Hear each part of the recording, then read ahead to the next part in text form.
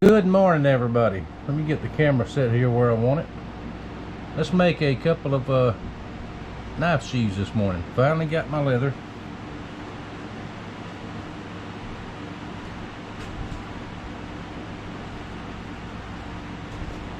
And this is not necessarily a how-to, this is a how I do it. Okay, we've got our pattern here.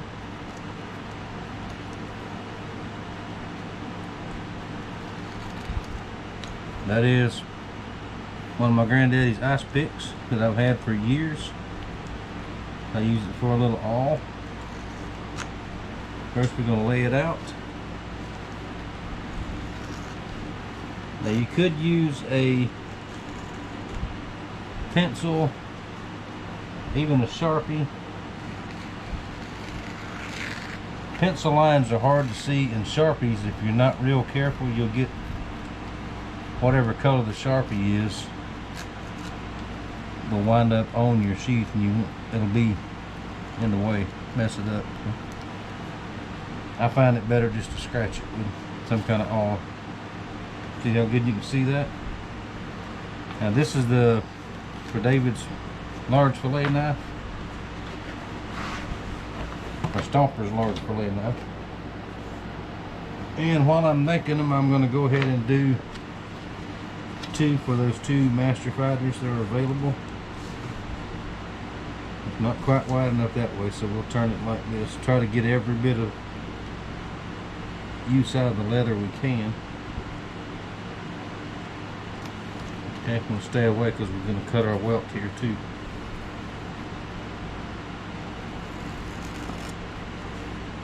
So we'll lay them all out.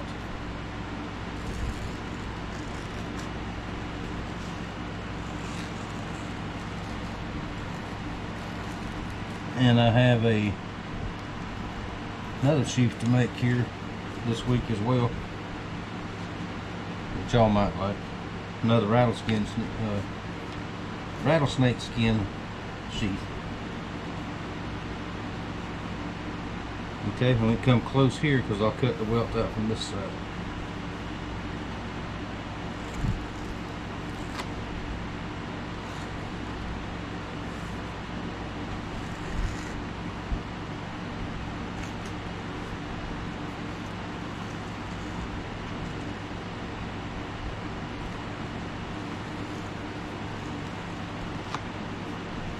Now, some of my knives, like this one, the Master Fighter fits in here perfect. The Loveless style knife I built a while back, it fits in here perfect. And there's a couple others that will fit in here. So sometimes one pattern will do multiple knives. So when I use just plain old poster board, can transfer them to wood. And I may do that someday at some point, I don't know. Those out of the way. Now, I use a head knife, a round knife some people call it. This is the one my buddy Bruce Gibson, GibsonLeather.com, made for me. Let's see, let's go ahead and trace out our welt pattern too. Let's do that by eye.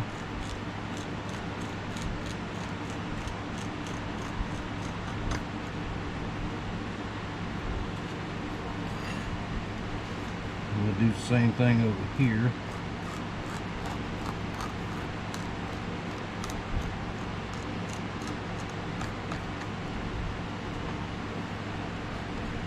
Like that. Now, first thing I want to do, I want to get this out of my way. We'll just come right here and cut. Put a rough line.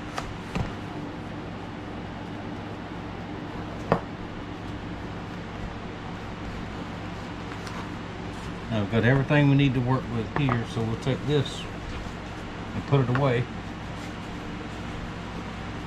so it's not all over the place.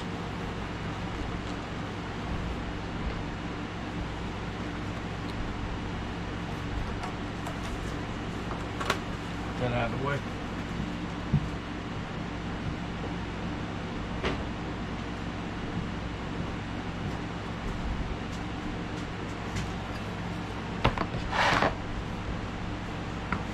we'll start right here. Hole punch. Come right here in this corner.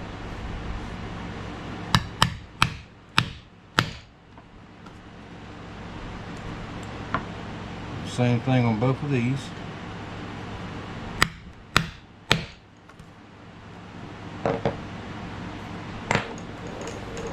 And what that does. No, I ain't from the South. And let you start your cut right here.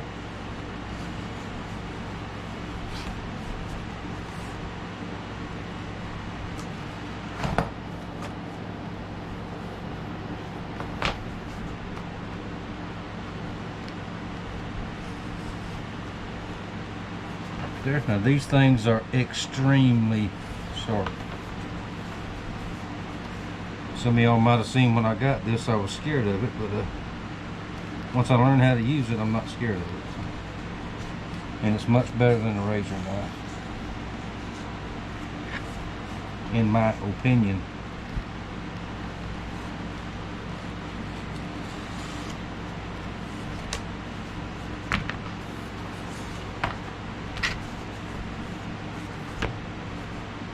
Alright, here. Make our cut.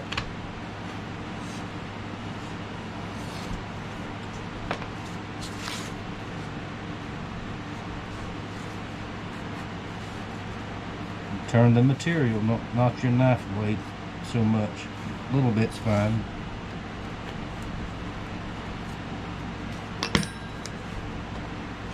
Put that out of the way. Alright, now here's our welt.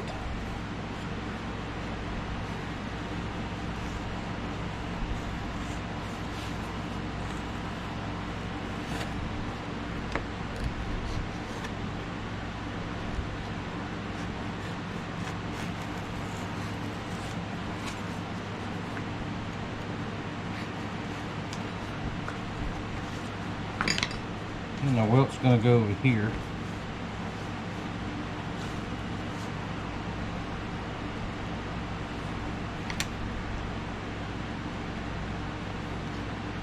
So we want to cut it here.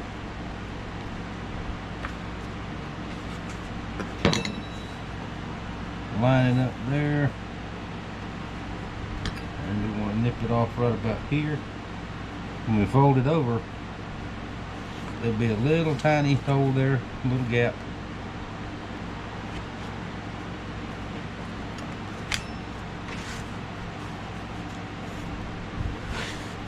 Just like that. I might dampen this to fold it over. This is a little bit heavier leather than what I normally get. And this is all they had this time.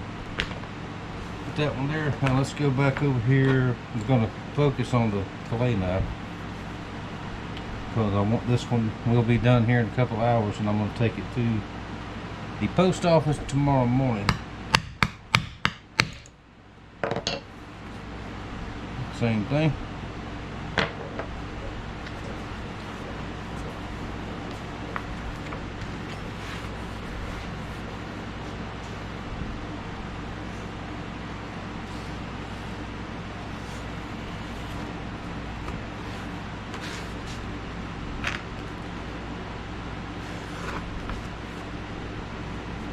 This is why I wind up with so many boxes full of leather scraps, because I can't bring myself to throw it away.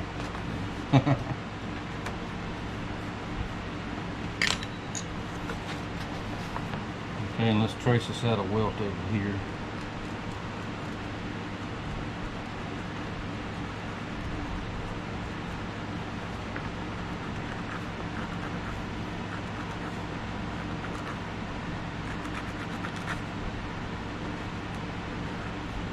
That should work.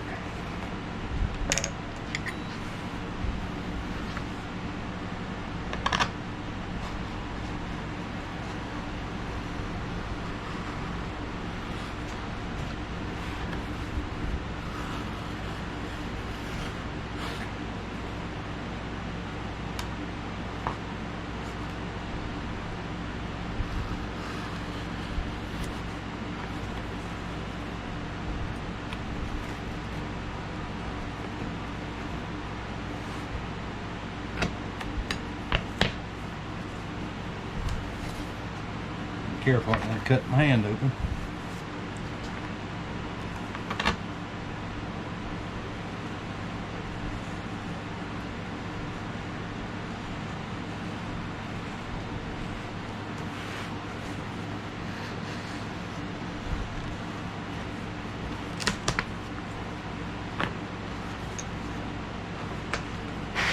Out of the way.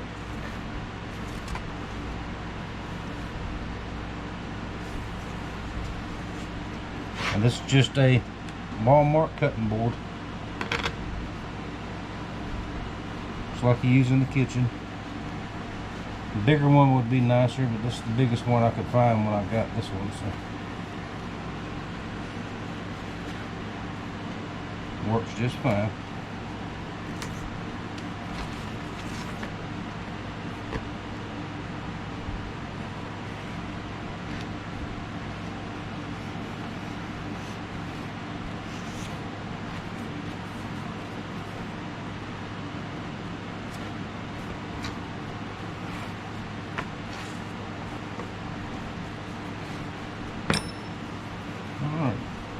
Now you see you got some, they had the number stamped on the back. As far as the welt goes, it doesn't matter because you'll never see it again after it's glued in and sewn in.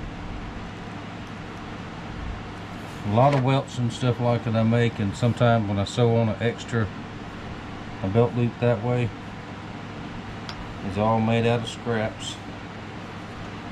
Scrap leather is the same as everything else. Y'all say it with me. I know you, I just heard you. Don't throw nothing away. Get there, make us a little mark.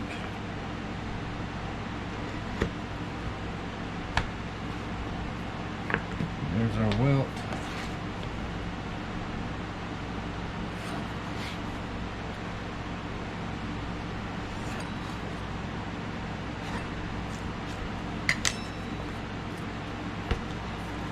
There we go. Roughed out. Roughed out. I'm gonna go ahead and do this one too. I'm gonna glue them all up, do them all at the same time. Be right back. Alright, I think you can see that. Now we're gonna put the maker's mark on the back of the sheaths.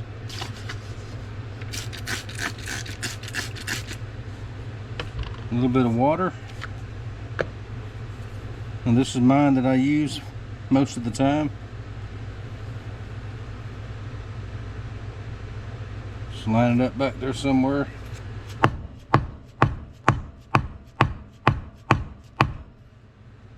Dead blow hammer. Now this, I had this made a couple years back at what's that guy's name? Gray Ghost Graphics. Say that 3 times real fast. Is, I believe, some kind of Delrin material, and he has whatever kind of machine that does all of that. So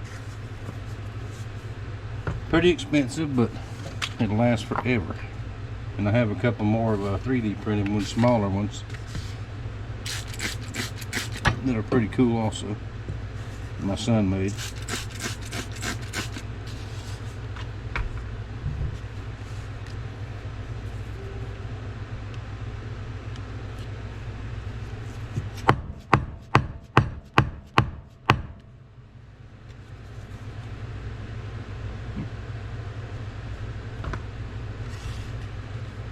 Now this is the point where I would do any other kind of tooling on the front. If I was going to do it, none of these call for that. But that is available if anybody wants that.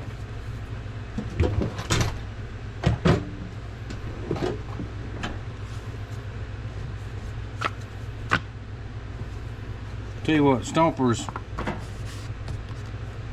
Let's go ahead and stamp a fish on there.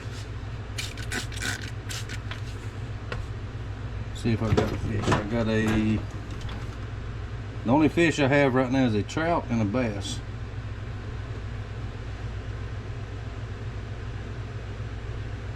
Let's see, there's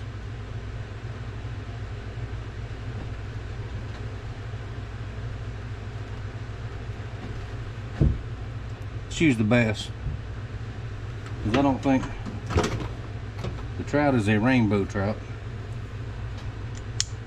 and I don't think they've got those down there. We don't have them here.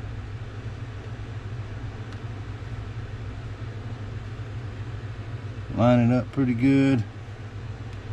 See, now I use it. Where'd my hammer go? Use a steel hammer for this.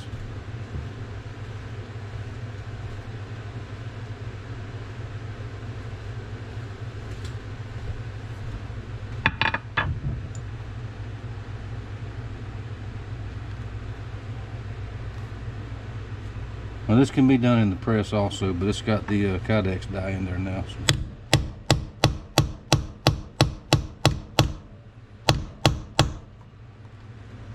There we go. One largemouth bass.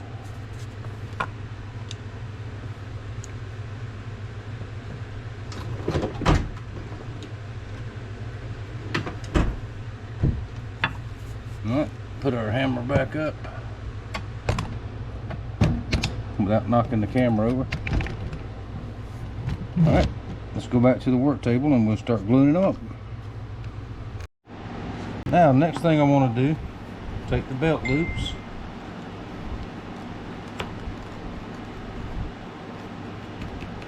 fold them over, and I cut this one wrong. Hang on, I got to make another cut.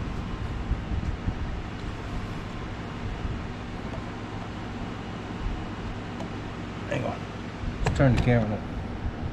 Take with a second.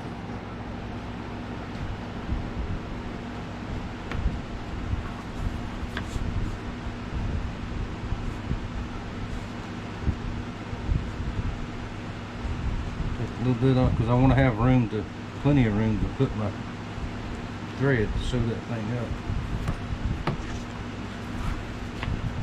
Now traditionally on fillet knives like this you don't carry them on your belt, but a lot of people do.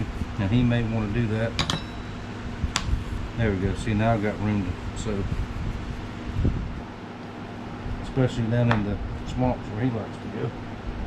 You don't want to carry any more than you have to, especially in this heat.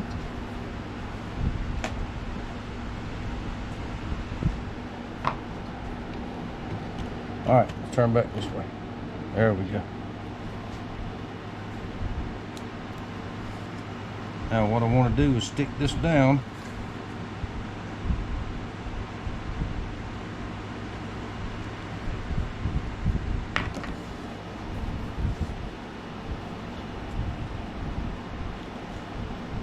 Get it where I want it.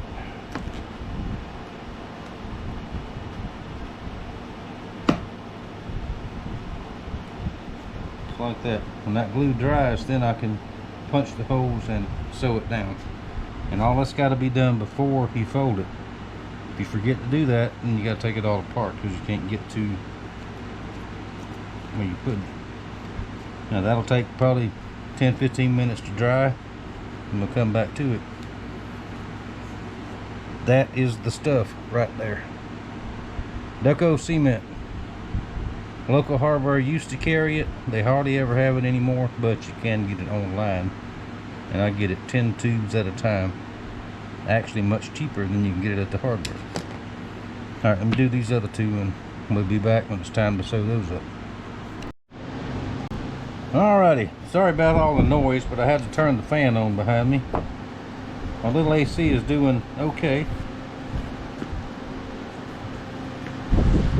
It's about 80 degrees in here, but it has sucked all the moisture out, which is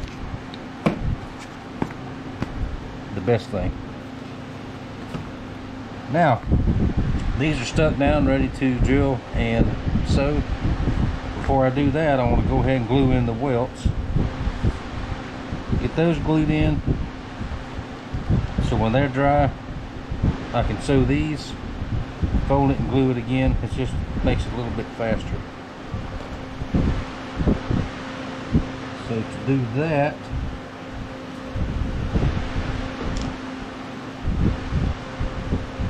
put a pretty good bead, Ducko. I didn't mention, but one thing about Ducko over contact cement, is contact cement. Once you put it down, it's stuck. You cannot move it. Like right there. See, I can move that.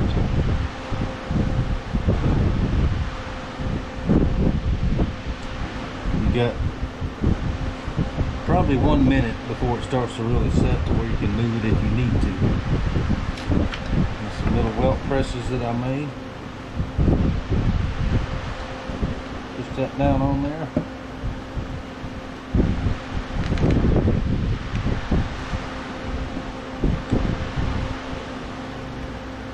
And that was not quite long enough for the end, so we just put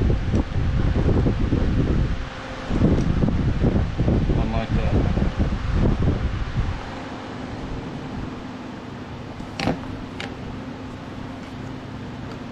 Same thing with these two.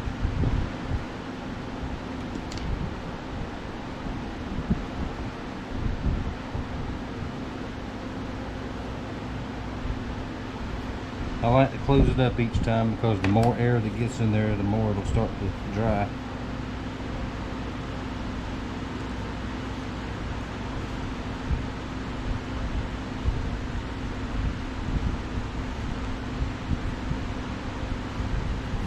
Like that.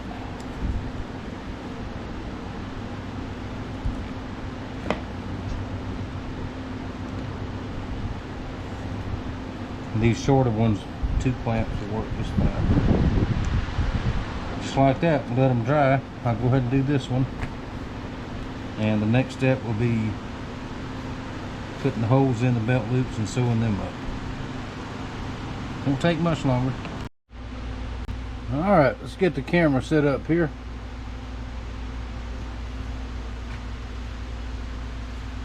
Alright, the welts have dried. Now we're going to punch holes for the belt loop, actually drill holes. Have to sew this in. Now a lot of leather workers don't like this. They like to punch them with a fork or awl, something like that. Now personally, I've never had any trouble with this method, so that's what I'm going to do.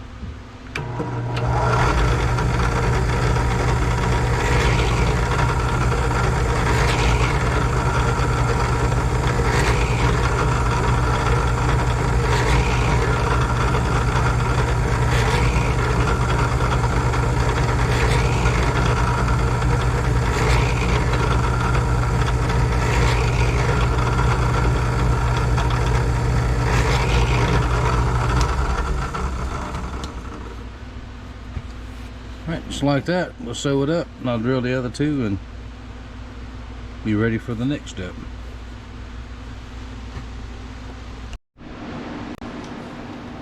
Alright, ready to sew this up. Now, let me explain how I sew. This is the way I do it because I'm confident with it. This is artificial sinew for the most part. I do use other threads too. I run it through, double it, tie a knot in the end,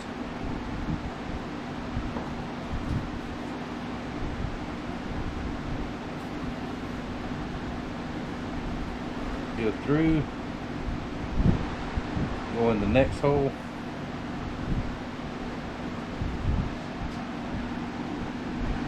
come back through there,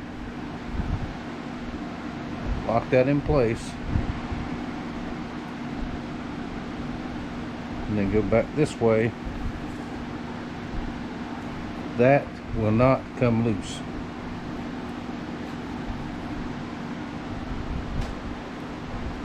And we'll sew all the way around.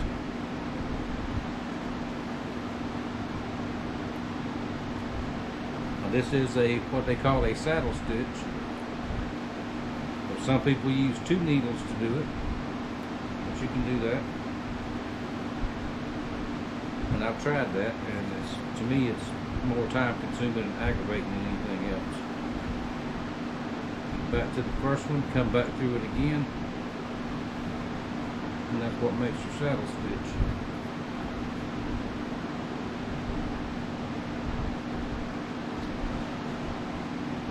Let's see.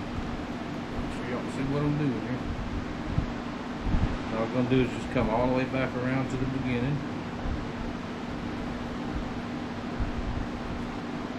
So essentially you have 4 strands, 4 layers of this sinew through there.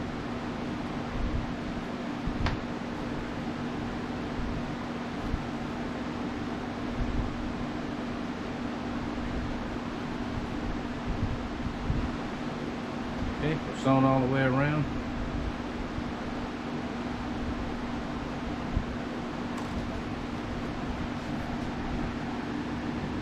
Come back under that first stitch. Tie a knot. There's a name for that knot, but I don't remember what it is. An embroidery knot, maybe. Come back through it like that.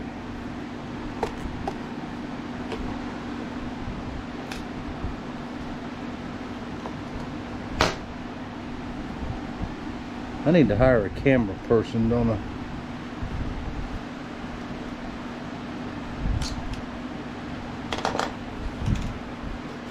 Nip it off like that.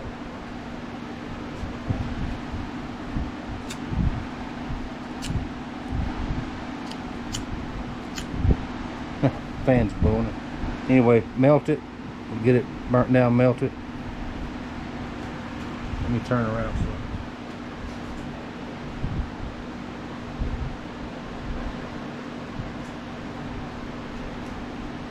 While it's still hot, just press it down.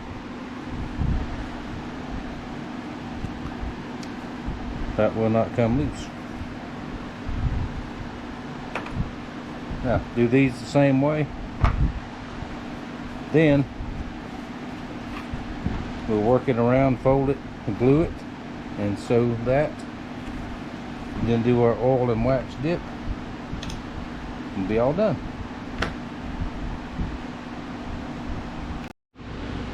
Alright, let's go to the next step. Fillet knife sheath is dry. And see how it's all uneven. We'll put it on the belt sander and even it out. Now this is the a little Harbor Freight 4x32. I've had it for a long time. I used to take this one outside when I was grinding antler and stuff, and to keep the smell out of here so bad. But I decided to put it up here. And this one handles wood, leather, that type of thing. The quarter cable handles metal, steel, all that kind of stuff. Easier to keep the leather and wood clean if it don't have metal dust all over it. So, let me show you how that goes.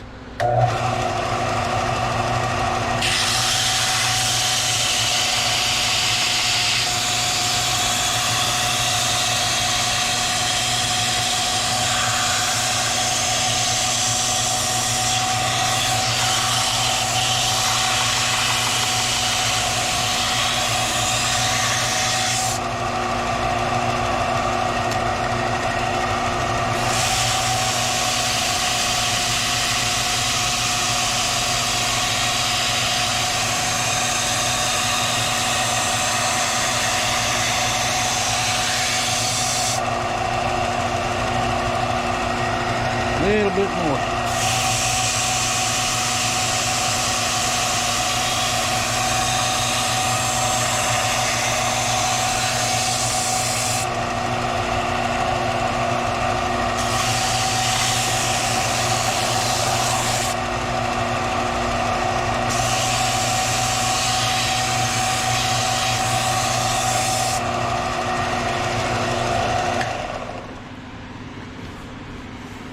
There we go, smooth and square. Now let's go here, back over here to the leather working area.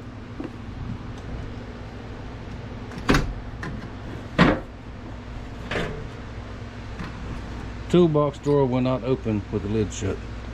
Got an edging tool.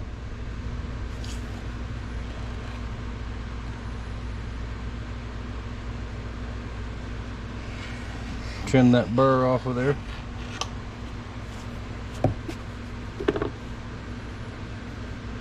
and on the back side.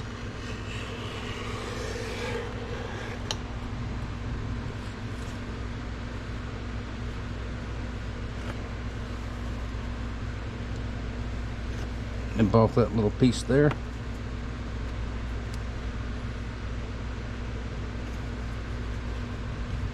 Now I like to also go across here, across the top.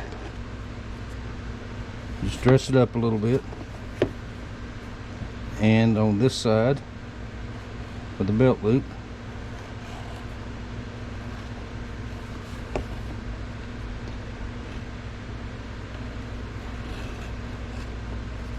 just help when I start to burnish it, it'll look a little bit nicer, a little bit neater.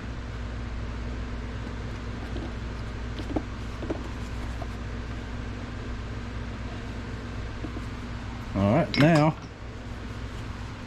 to get our line, to get our stitches nice and straight, use this little tool right here.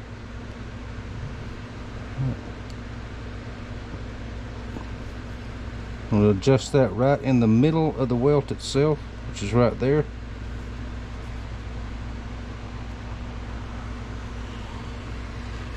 Cut us a groove in there.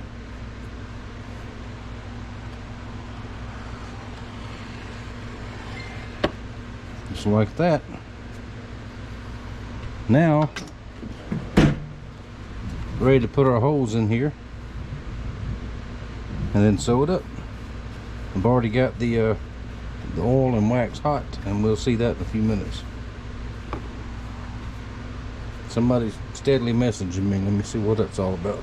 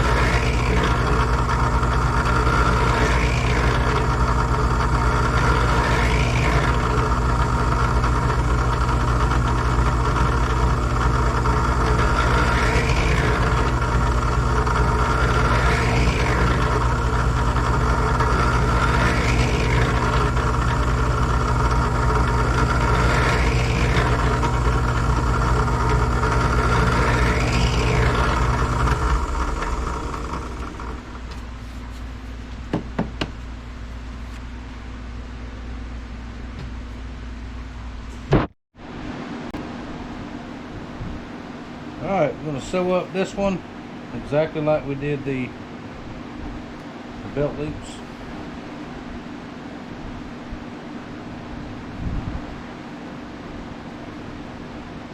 Doesn't take very long, it takes just a few minutes. Especially after you do so many of them. You sort of get a little rhythm with it, swing of it, whatever you want to call it. We've got a pretty big thunderstorm coming in here on us. Trying to get done before it knocks the power out.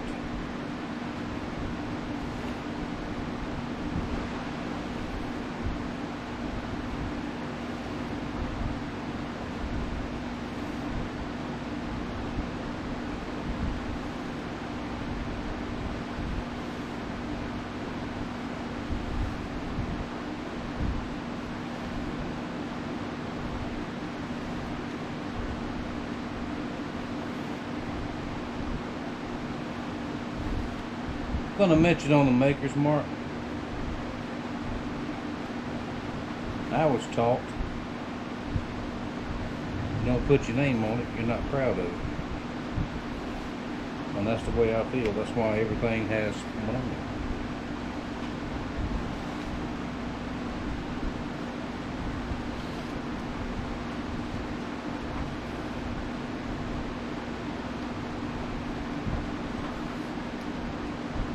to the top, just turn around and go right back down. I hope I got enough thread. It's sort of a guessing game, but maybe it will. If not, then I'll have to tear it all out and start over again. There comes the rain. It's about to get noisy in here, so I'll go ahead and we'll stop right now. Anyway, that's what it's looking like. As soon as this is done, we'll go over to the oil tank and get it dipped and let it dry. Alright, our oil is hot. It's 200 and probably about 210 degrees or so. About 200 is fine.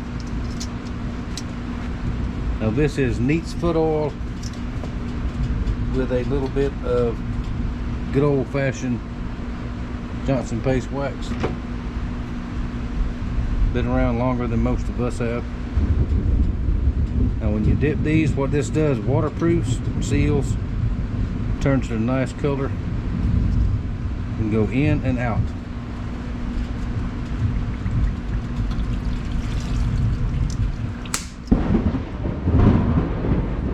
Did y'all hear that? Lightning just hit the shop.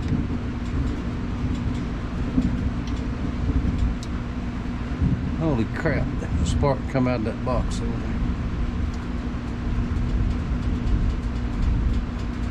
Whoa, mercy. Alright, we'll look at these in a little bit. I gotta do something. I gotta check for fire. Alright, I don't see anything on fire anywhere. Didn't trip a breaker, but I think y'all heard that. It popped.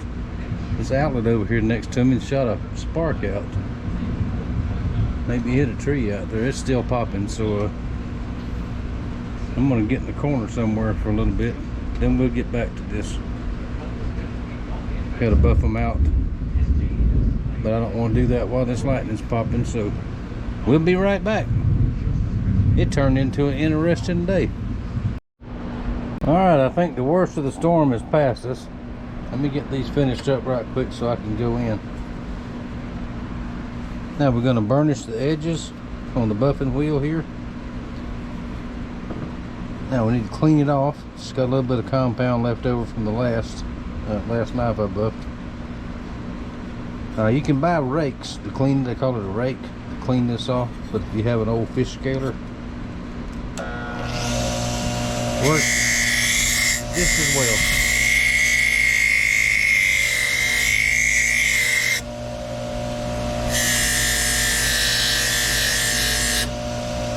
Clean that off a little bit.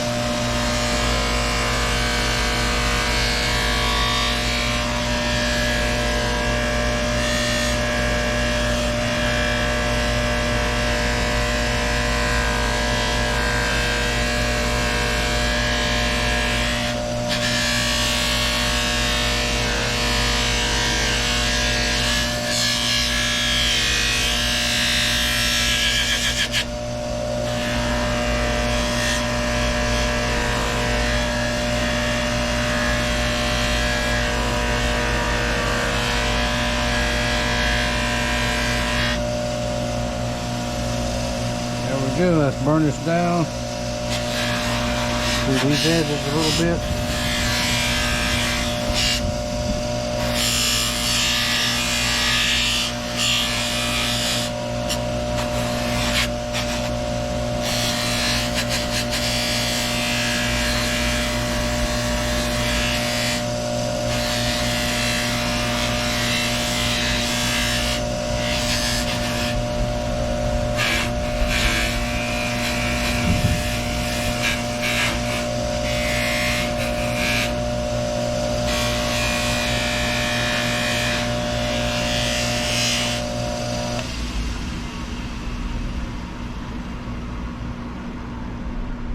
And there we go.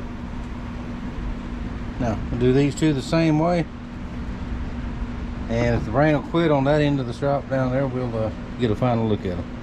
And I have a very, very cool gift I got in the mail just a little while ago. All right, we're all finished up. The sheath is ready. Knife is ready, sharp, ready to go to work. Now I have to go into town tomorrow morning, Tuesday morning, and I will get this in the mail on the way to South Florida. There you go. And the two master fighters are also ready. Now the very, very, very, very cool gift that I got. So we can do this blue light special thing properly.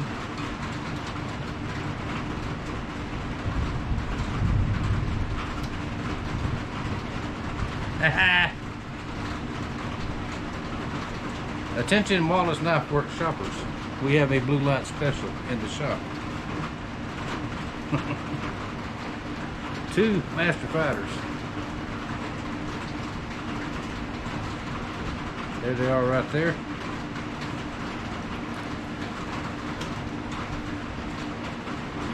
Two polished camp knives.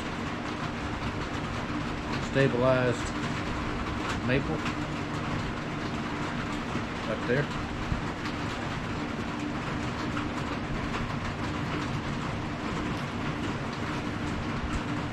Get them all in my hands here. There we go. $150 each.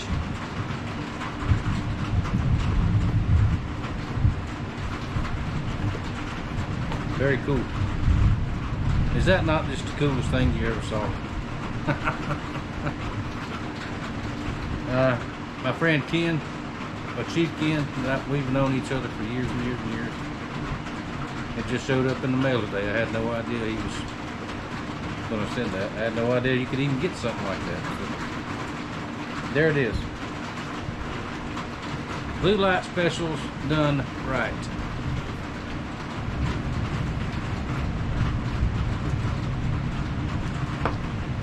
Thank you, Ken. Thank you very much. I already told him thank you.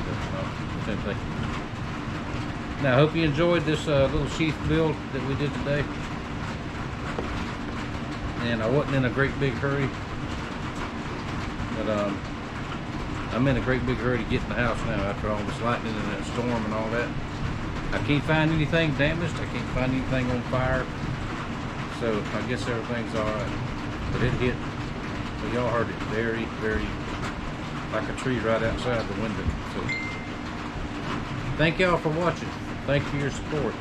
Email information is down below if you want to order one of these blue light specials, or if you want all four of them. I might make it a little bit better.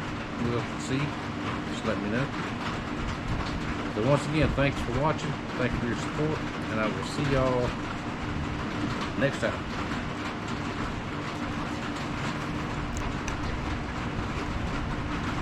If I can turn the camera off.